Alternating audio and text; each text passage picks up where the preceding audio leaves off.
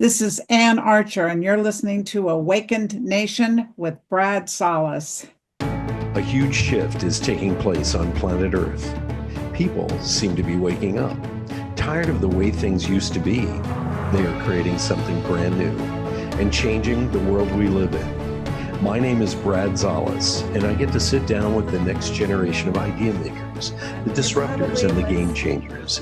Everyday people, just like you and me, from all over, who are doing amazing things. Welcome to Awakened Nation. Ladies and gentlemen, I have a good friend on today, Ann Archer, and you're just going to love her. Buckle up because we're going to be talking about everything from dolphins rescuing her from a shark attack to energy medicine. Are you ready, Ann? Are you ready to get started? Yes, I am excited to get started. Well, when was the last time we saw each other? It's been a few years, but we stayed in touch. Yeah, Um, maybe 10 years I saw you last. yeah, and I all I have to say, folks, if you don't know who Ann Archer is, she's the most interesting woman in the world. How's that for a moniker? That's pretty good. I love it. Let me read your bio real quick. Ann Archer has lived an extraordinary life. Best-selling author, international speaker, book editor, and video producer. But her awareness in healing began when she was swept out to sea by a riptide and rescued by dolphins from a shark attack. The dolphins not only carried her to shore, but they took turns touching her. And she believes that they miraculously changed her vibration that day and helped open the door to a big shift in her life. She has since been on a journey that has taught her some extraordinary lessons about how this vibratory universe really works, even in the face of major challenges. Welcome to the show, Ann Archer. Thank you, Brad. I'm so happy to be with you again. Glad our friendship has continued through the years. Thanks. Me too, me as well. The one thing I love about you is your stories are amazing. I mean, from driving an oil tanker, which we won't get into, to being saved by the dolphins. I want my audience to hear this. You were swimming. What were you doing? You're out in the ocean, and suddenly you got pulled by a riptide. Let's start there. Okay, it was Christmas Day off the coast of South Carolina. And Hmm. it's my family home, so I was accustomed to the waters. And when I got pulled out by the riptide, I knew what was happening. I also knew how to get out of a riptide. I knew how to swim laterally so that I would not get pulled out even further. And that's what I did. But by the time I had managed that maneuver, I was way out into the ocean. And I knew that there was one rule on the island: don't go out where the shrimp boats are, because the sharks would come to pick up the leftovers on the shrimp boats. And Wow. so I look around, I see no shrimp boats. And then it dawns on me why there aren't any shrimp boats. It's because it's Christmas Day. So nobody sent out a memo to the sharks to say, hey, the restaurant's closed today. So I was nervous, and I looked to my right and looked to my left to make sure I was in a good place and which way I wanted to swim. And when I looked to my left, I saw a shark coming right at me. And South Carolina is home to quite a number of very large and aggressive sharks.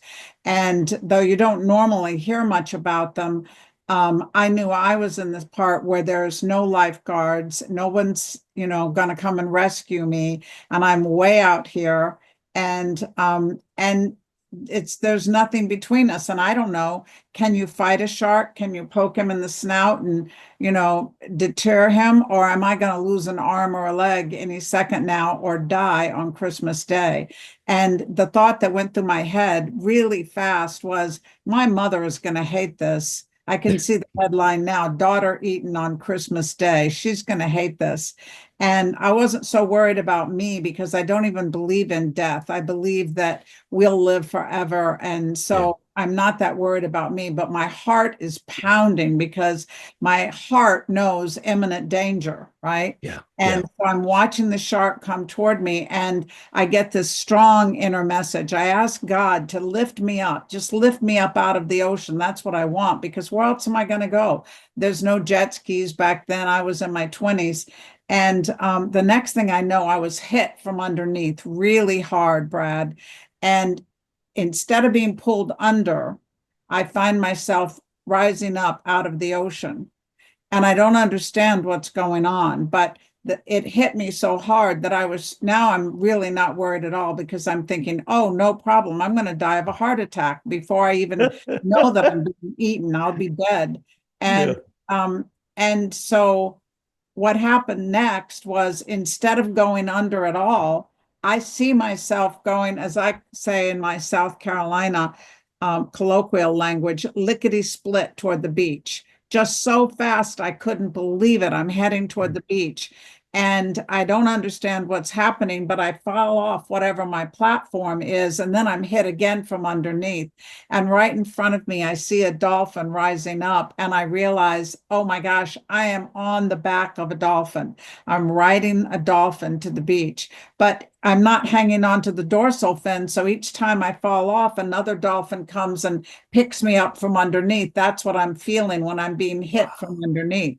And when they get me into, as you mentioned, they get me in chest deep water. Yeah. Instead of, me just waving, bye, thanks, you saved my life. Yeah, I love you. Um, they surrounded me and they began this little some sort of an orchestrated dance is what it looked like. So they're going around me, around and around, and I'm thanking them and I'm clapping for them and I'm crying because I've been through so much. It's Christmas Day and I've been pulled out to sea by a riptide, faced a shark, and now I've been riding on the back of dolphins. And my heart is still just pounding like crazy and my body is shaking. And the next thing Wow. the dolphins in this event that they were creating with me started touching me one at a time. As you mentioned in the opening, they started touching my body. One would touch the back of my neck, and the next would touch my shoulders, and the next would touch my chest, and the next would touch my legs. And it went on like that until every dolphin in this group, probably about 8 or 9 of them, had touched me. And that body, that beautiful sleek body just moving across mine was fabulous. But what I felt was every molecule in my body is being changed and I could feel it. This Wow. isn't just touching me to say hello. They're doing something. And so I said that out loud. I said, oh my gosh, you're changing me. You're doing something to me. I love it. Thank you. And the closest I could come to it is they were changing my vibration or my frequency.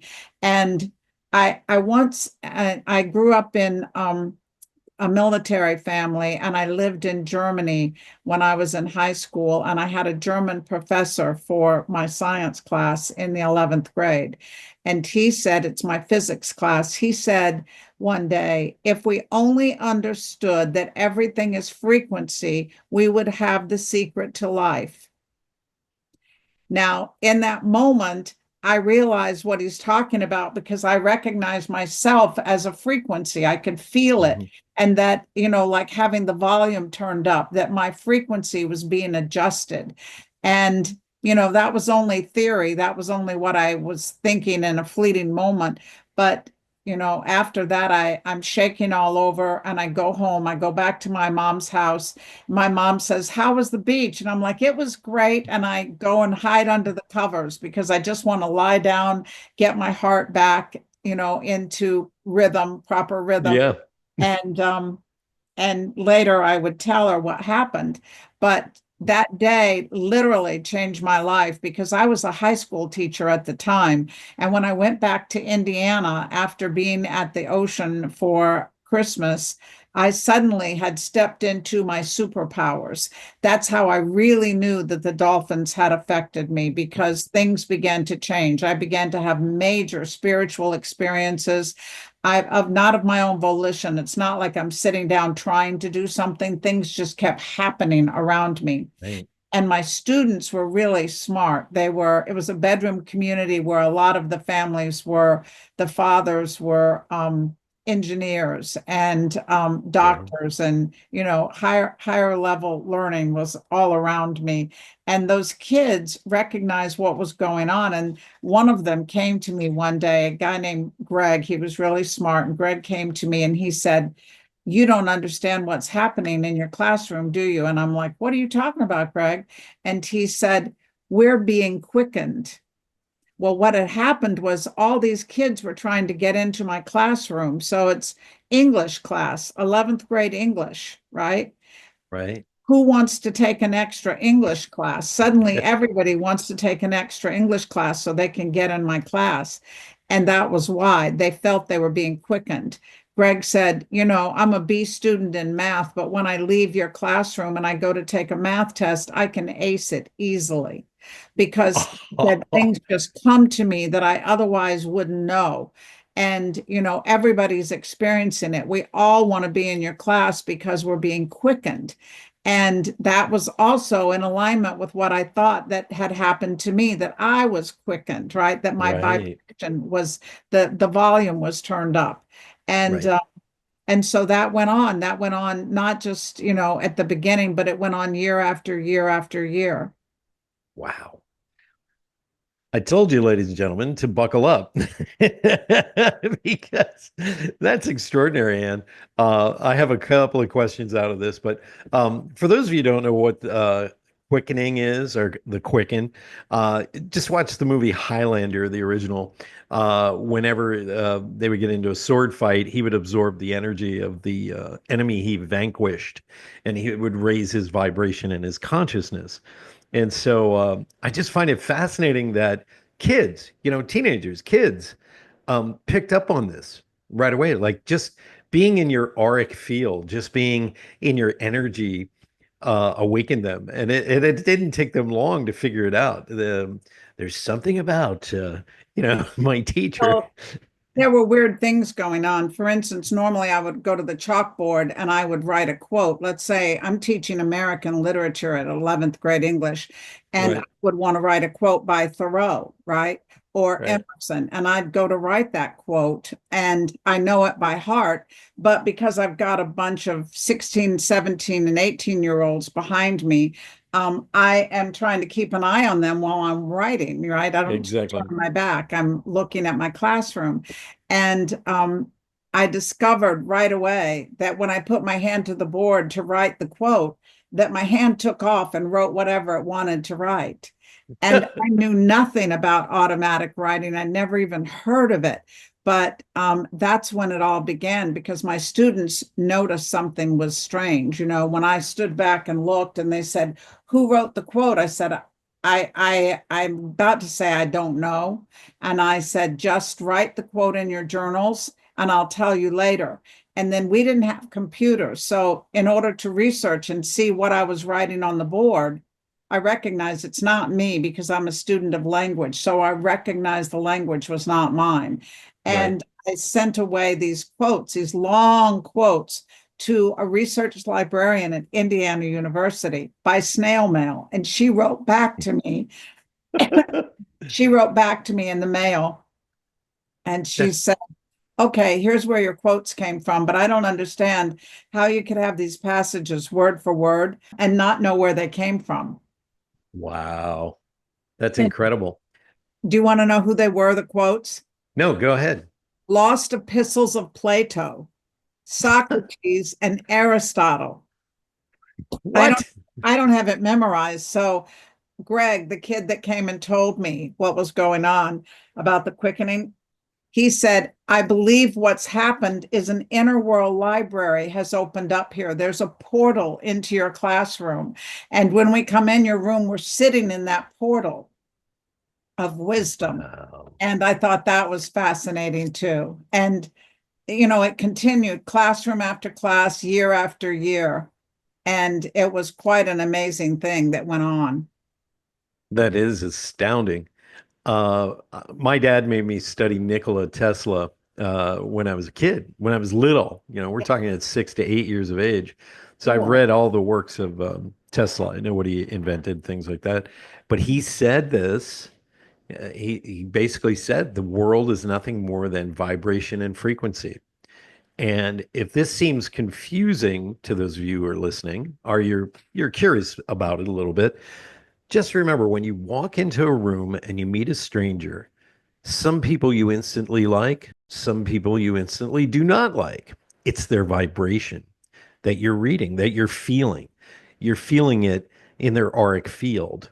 And so this is kind of similar. We all know what it's like when we get around, let's say, a spiritual master or a politician, let's put it that way, or someone that we can feel directly what's coming off of them, what they're all about.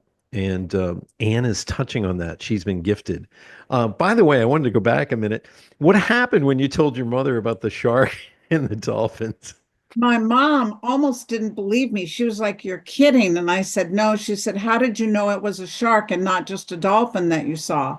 And I said, "Well, there was an old man standing there and a woman, and on the beach there were lots of people gathered, and the woman was yelling when I came out of the water to finally just get on my bike and go home. She said, 'Do you work with the dolphins?' And I said, 'No, they rescued me from a riptide.'" Right? I just Wow. ignored the shark part. And then that old man who had binoculars on, he said, "No, no, they saved your life. I saw there was a shark coming right at you." And I said, I was trying to forget that. I don't want to ever remember what that felt like. I want to forget it. And he Wow. said, "Well, you owed them a big thank you." And I said, "Yeah, I felt like I did too, because I felt like I was going to be gobbled up like a French fry just lying out there in the ocean."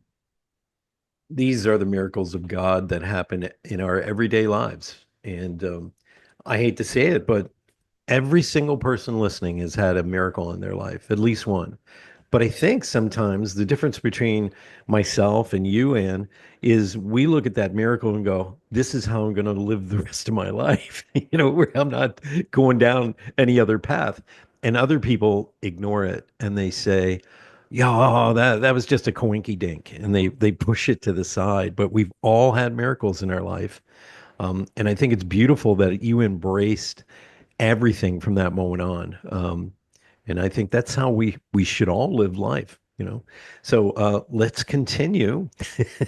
What Um, other miracles started to happen? I'm sorry, go ahead. I wanted to go back about my mom. The next week, she sent me an article in the newspaper, and it showed that the dolphins had come almost ashore like they did to me, and they were playing with a group of children.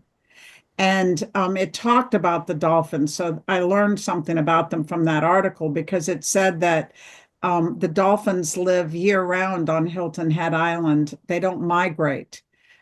Huh.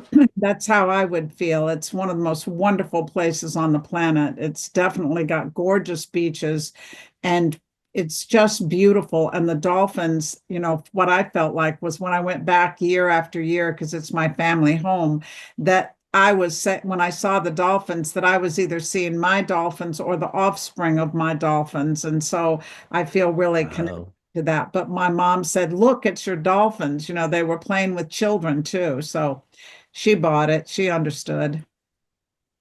I would laugh if you waded into the water and they just came up to you and they were like, "Hey, what's up, Ann?" It's like, oh, this is a beautiful story. So let's continue. You're learning now that you have these gifts, and the students are kind of like, we know that when we're in your classroom, we're kind of in a mystery school, a temple, a portal that awakens higher learning in us. What happened from then on out? Well, I love it that your show is Awakened Nation, right? Because Yeah. that's kind of what it felt like. It was like here we were in the middle of Indiana, a suburban little school in Indiana, and it felt like we were in some magical, mystical cornfield, where everything just opens up. But the school board got wind of the fact that everybody wanted to be in my class, and they knew something strange was going on. So they called me in front of them at the end of the school year and said, "We really like you and we want to offer you a new contract, but you're going to have to promise us that you'll just stick with the curriculum and do whatever is in the curriculum and not do anything avant-garde, nothing Yeah. nothing on your own." and I loved my job. I loved the school. It was new and modern with great resources. And I said, no, I can't. And I knew that was going to be the end of my contract. But I said, I'm giving you 100,000% of myself, more than I ever knew I had to give. And if you knew what you were asking, you wouldn't ask it. Yeah. And I can't say yes to that. I have to say no. And I walked out and I went home and cried because now it's summer vacation. I'm going to have to find a new job. I love my school. And I didn't have it in me to go looking for a new job right away. So I spent about 3 weeks just, having summer vacation. And one day the phone rang and it was my principal. He didn't introduce himself or anything. He just said, "Hi, Anne, what do you want?" And I said, "What do you mean, what do I want? You know what I want, right? I want my job back. And I want a contract." And he said, "Anne, you haven't heard what's happened, have you?" And I said, "No, what happened?" And he said, "Well, the school board president's son won National Merit Scholar." And I said, "Oh, I didn't know that. In what? In science?" And he said, "Yeah." And he told me who it was. And he said, "You may recognize the fact that he was a C student in science. And when asked how he went from being a C student to one of the smartest kids in the country, he said, 'My English teacher taught me how to learn.'" And I said, "Oh, thank God." I'm thinking, I'm so glad he didn't say he was quickened, right? I'm tearing up. This is powerful. Wow.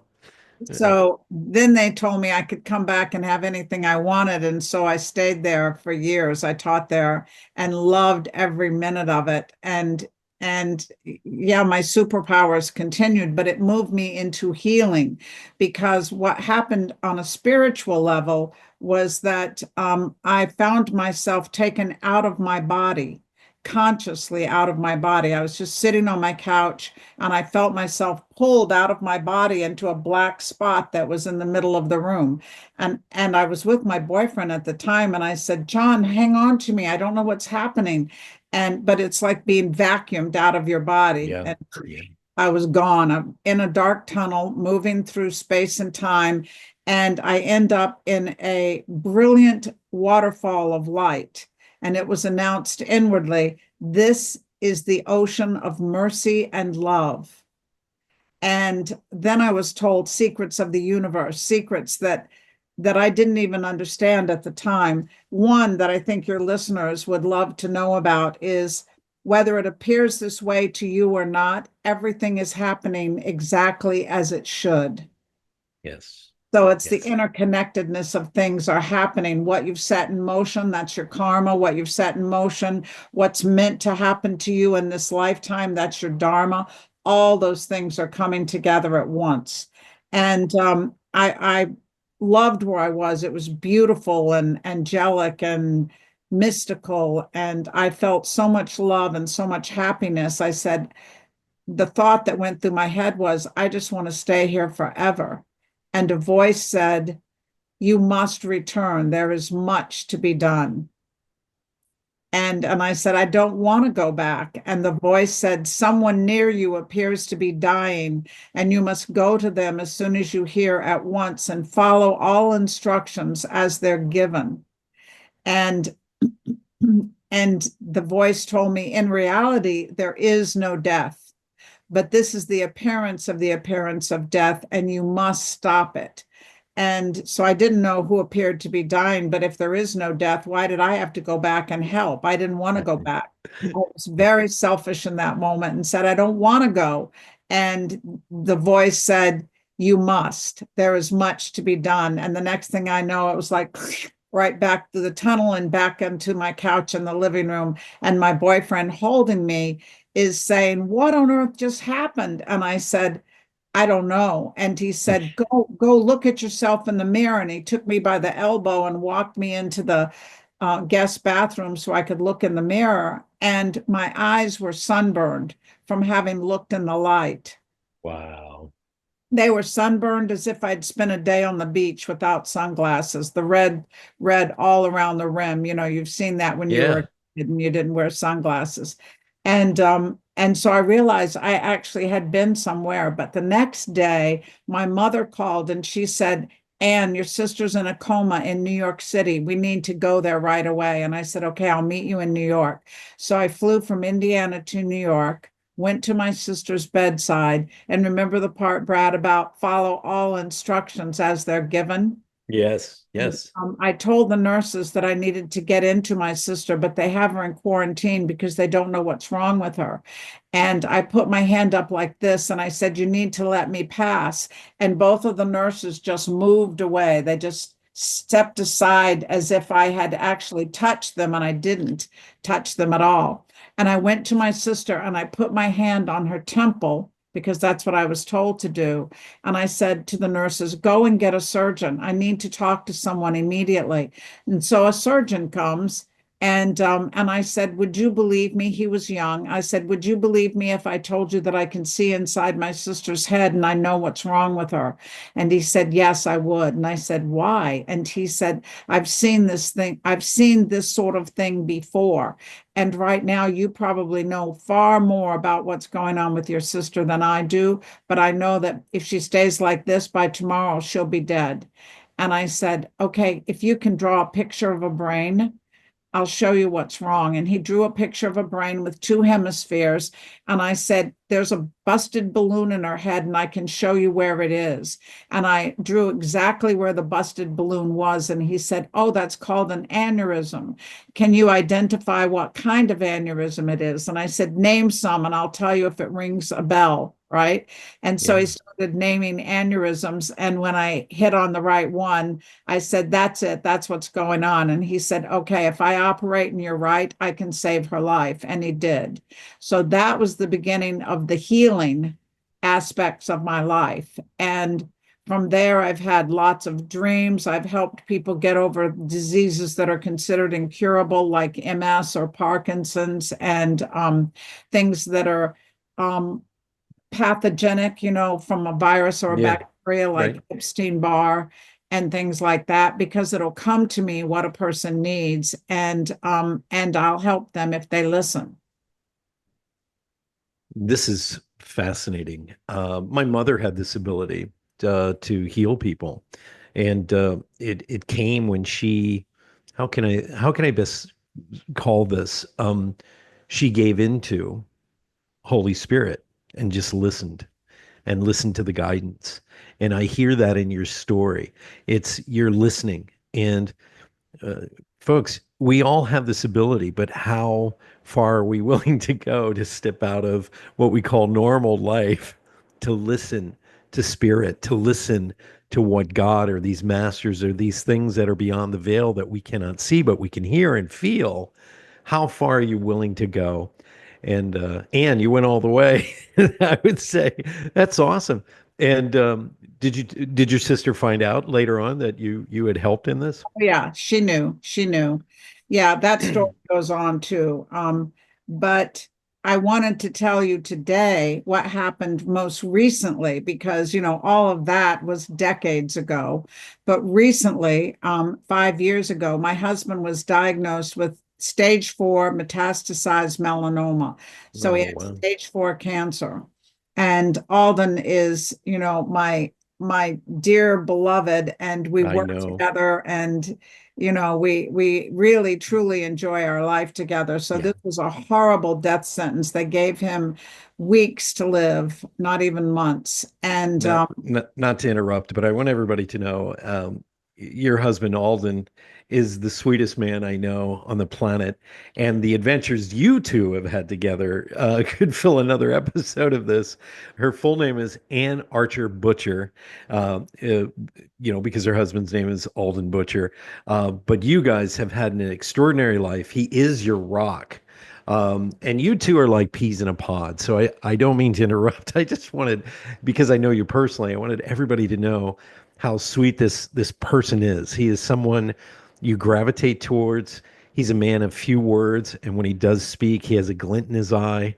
And he's a wonderful, wonderful soul here on earth. And you two are just magic together. So let's continue. Him having melanoma, this is devastating in the moment, I am sure. it was. And while Alden was in the bathroom after they had said, what was wrong, he said he had to go to the restroom. So he left the room, and the doctor said, you need to call the family together and get his affairs in order because he won't make it. He's not going to make it. He said, we don't have anything to treat this. He said, we have billions of dollars and the finest minds in the world available, and there's nothing that can touch this. And so there's nothing we can offer him. So I said, what about immunotherapy? I'm not inclined toward using radiation and chemo, but what about immunotherapy? Do you have anything at all? And he said, no. He said, that's the point. For this particular cancer, there's nothing, and it moves very rapidly, and his is already metastasized. You know how you hold a cell phone to your ear? Well, Yeah. that actually has radiation into what's called the parotid gland right here underneath your ear. And his parotid gland had obviously been compromised because that's where the tumors were. He had 5 rapidly growing tumors in his parotid gland, and it looked like apricots sticking out of his neck. And they did get bigger and bigger. But when we went home, I told the surgeon before we left, I said, don't tell my husband that he only has weeks to live. And he said, well, he has a right to know. And I said, then I have a right to tell him, you don't. And if you do Right. tell him, I'll sue you, because I didn't want Alden to hear this death sentence. It seemed Yeah. so final. And when we went home, Brad, Alden and I held each other and we cried and said, well, we don't believe in death. It's okay. It's all right. We'll be apart and we won't like that, but everything will be fine. Yeah. But then we said, but wouldn't it be great if we could cure incurable cancer? Another wonderful story, right? You kind of set yourself up, Ann. I'm just saying. So we decided, okay, let's see what we can do. And I asked him, how do you want to begin? And we did a little spiritual exercise.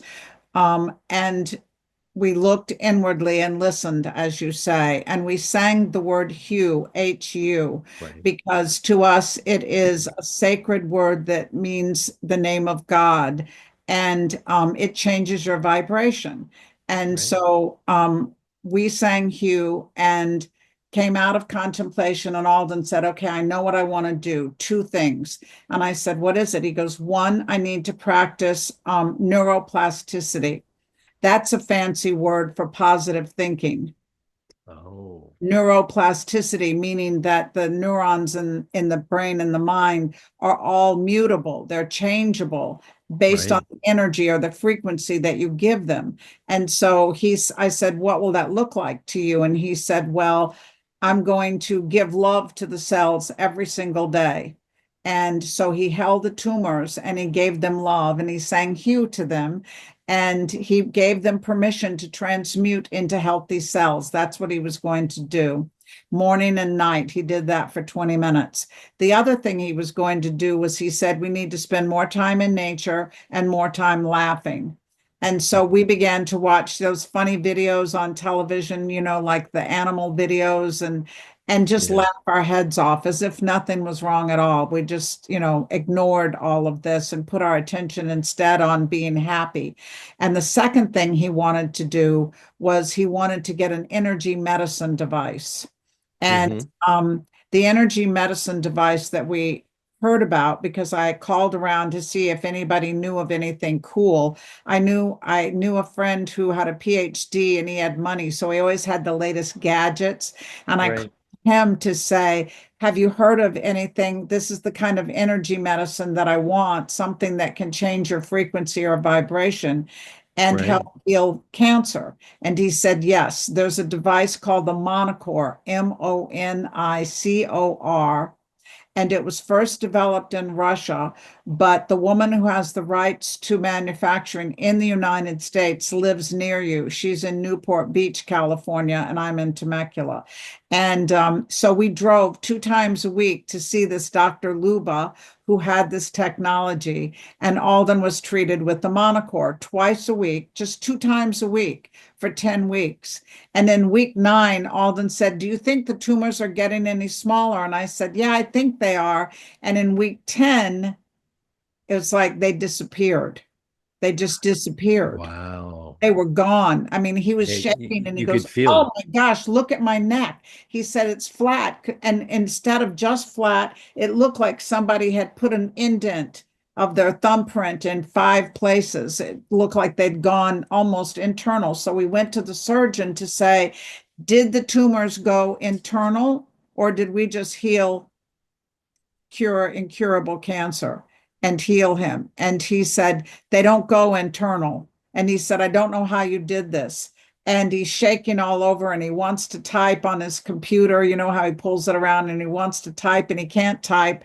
And I said, what's the matter? And he said, I've never seen anything like this before. I can't understand how it happened. And I said, well, you understand frequencies, right? You know, everything is molecules in motion, right? I mean, Yeah, we learned that in 11th grade physics. And he right. said, I don't know what you're talking about. And I'm like, Yes. oh my gosh, I mean, that's the key to everything is understanding that. He goes, I'll hook you up with the head of research oncology here at UC San Diego and you can tell her. And I said, but you're from Harvard. Why don't you understand? And he said, I'm a surgeon. I cut. Yeah. And I said, okay, well, I told you we knew a lot of natural things. This is the thing that we used. And he said, we need to document it. And so they did. I give them credit for that. But Yeah. the head of UC San Diego's research in oncology said, but we won't be able to use it probably for 10 years. And I said, Yes. why? People are dying every day from this type of melanoma. And she said,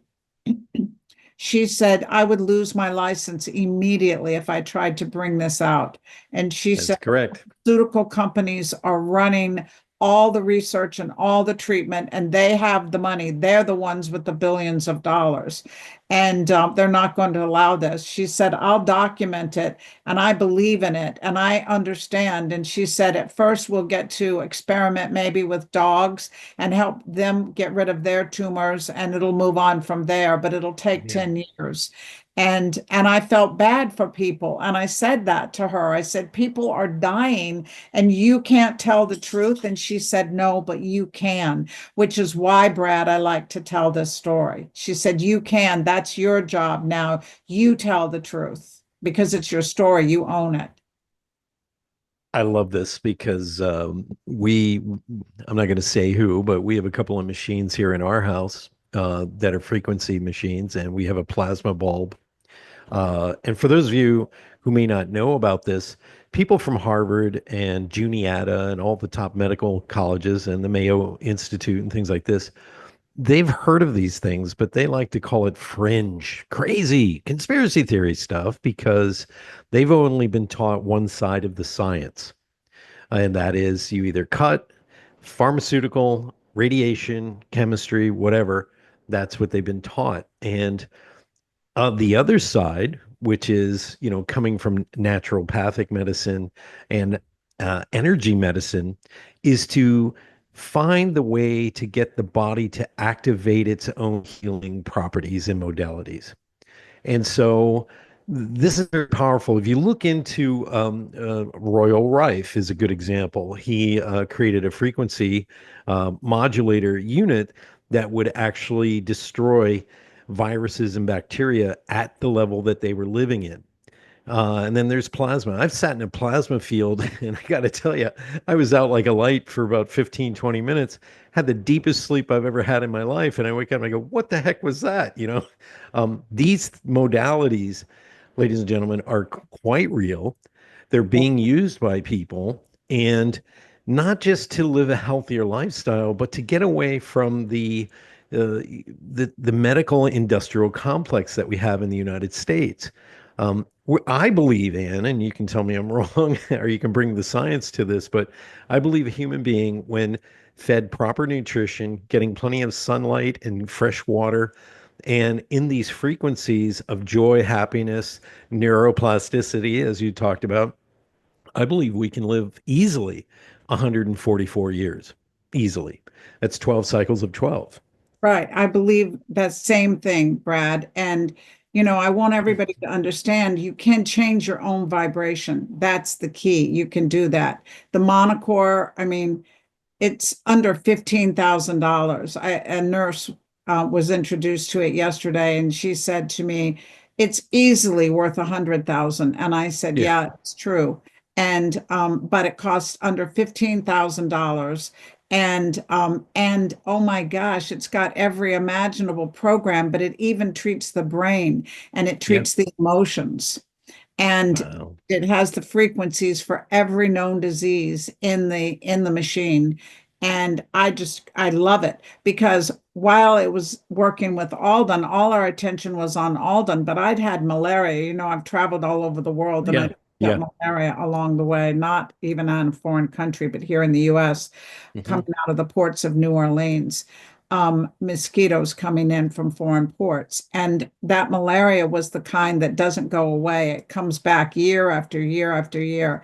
Every year I'd had malaria for 10 years, and my liver sometimes actually ached because there were so many parasites in my liver. But the doctor said that if they got rid of the parasites, they would be killing my liver too, because the die off would be terrible and my liver was already toxic from the parasites.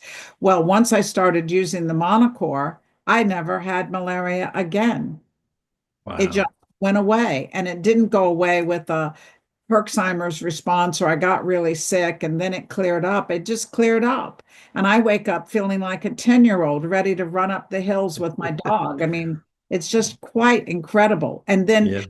how we eat manages to change our vibration too, because we are what we put into ourselves. So it's our thoughts, our emotions, our food, what we surround ourselves with, the people we surround ourselves with, the music we listen to. Those things can enhance our vibration and bring out our superpowers, make us more aware, make us Yeah. awakened, Brad, in our awakened nation. And I see. I see how you did that. I see how you brought that around. And so the nutritional program that I like the most, you featured it here on your show too. Yeah. It's Met it's metabolic metabolic kit. balance. Yeah. And this book, The Metabolic Balance Kitchen, is just the finest thing. It's become a USA Today bestseller, Mhm. especially with the help of you, Brad. It's become a Thank you. USA Today bestseller. And it teaches that each one of us has a frequency or vibration of food that we should be eating. And you can do a blood test, find out what that is. And then when you eat that, it's like your body is singing the most beautiful song it can sing instead of being poisoned every day. It's so Because, true. like, a friend of mine was eating, she said she got on the metabolic balance program, but on her program, there was no flax seed, and she loves flax seeds. She likes to put it on her cereal. And when she introduced flax, it suddenly was like she took poison. And if you don't know what it is that your body really can't process, then you're missing out. And Jane actually nails it. The author, Jane Durst-Polkes, her website is janehealthcoach.com. And I believe that if I were a doctor and I had two things, I would have the Monocore and I would have the metabolic balance program. Those are the two things that I would say to people. If you do those two things, you can turn your life around health wise. I'm 75 years old and I honestly have the energy of a 10-year-old girl. I Yeah, I've seen you. I've seen you run around. You're amazing. And Alden is now over 80 years old. And 5 years ago was when he was diagnosed and told he had weeks to live. So 10 weeks later, he'd cured incurable cancer. And I couldn't be happier. I have not only I have Alden back, but I have him back better than ever because he's the monocords helped to get rid of the cause of the cancer in the first place. Yes. So he's much, much healthier than he used to be. And I'm sure you have continued the practice of watching comedies and enjoying life. And yeah. Don't you love those little animal videos where, oh Oh, my gosh, they're so hard opening. I can't resist. I send them to my fiance all the time. I go, here, I got a little doggy video I'll send. Yeah. Uh, ladies and gentlemen, I've had this an ongoing series of You Don't Have to Age. And it's all based on, physical things, what you can put into your body, micronutrition, dental, as well as you and Jane being on the show. And um, these all accumulate into things that we can do and use to not only not age like everybody else, but to live a longer, fuller life filled with joy, energy, vibration. How would you like to hang out with your grandkids and you have more energy than they do, which I have found to be true. you know I work around 20-year-olds a lot, and at the end of the day I'm like, hey, what's up, man? How's it going? They're like, how do you do that? And I'm like, well, do what? And they're like, you're like up, you're like ready to go, like you didn't work an 8-hour shift. What's going on? And it's all because of this kind of work. um, you eat the right things, you clean out your body, you embrace positivity instead of politics, let's say. You get into this vibratory field of joy and living life and enjoying everything, because life is a gift. And I also believe what you believe, and that is death is an illusion. It's just the dropping of the physical body. Us as soul, that energy in here, we kind of, and I think it's a little bit of our mission. You can tell me if I'm right or wrong here, but I think it's very much our mission to connect our soul belief, vibration, and intensity and energy with our physicality, our body, our physical body, and our letting that energy permeate every cell in our body. I think that's incredibly important. Yes. And when the vibration changes, we then attract new things to us, new and different things, because we only attract to us what's in accord with our own state of consciousness.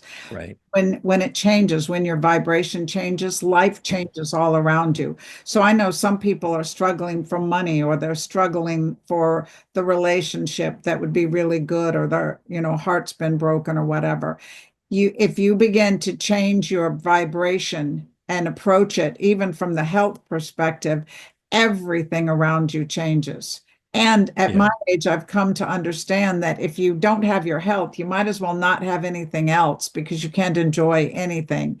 And having our health is really key, no matter Yeah. what age you are. It's really important to, start somewhere. And monocoreusa.com is where I would go to discover more about the Monocore. That website is Yes. interesting. And if you want the price, or you want to find out how to get one, you just call customer service and they'll help you, or you send them an email at monocoreusa.com. Thank you. Thank you.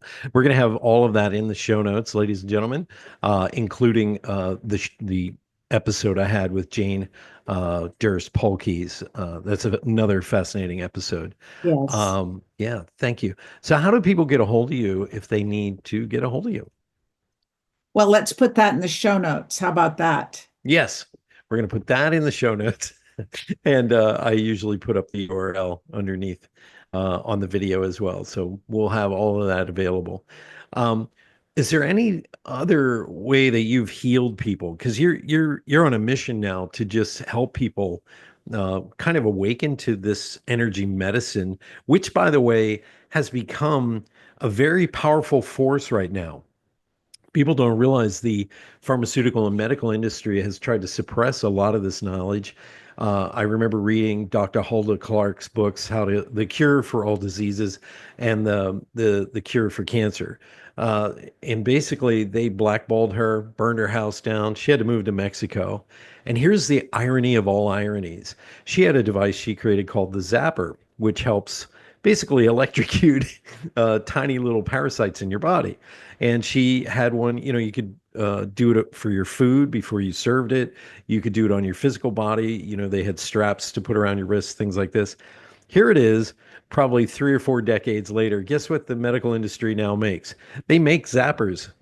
Okay, so they will repress the knowledge because they want to create a business complex out of it. Yeah. This is why cancer is a multi-billion dollar business. I mean, it's Well, it's now the Monocore is actually being used in cancer clinics in the United States.